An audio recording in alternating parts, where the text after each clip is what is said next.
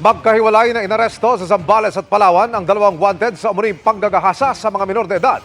Ang isa sa mga suspect, anak pa mismo ang biniktima. Nakatutok si Marisol Abdurrahman.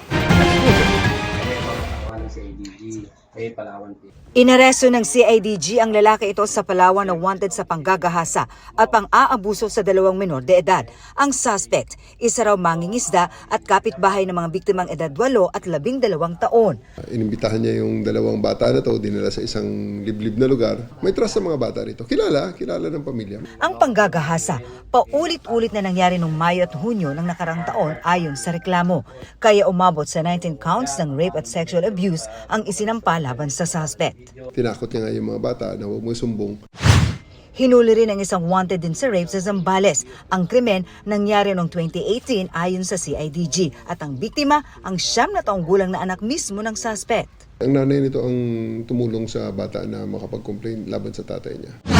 Nakakulong na ang mga suspect na wala pang pahayag sa ngayon. Para sa GMA Integrated News, Marisol Abdurrahman, nakatuto 24 oras.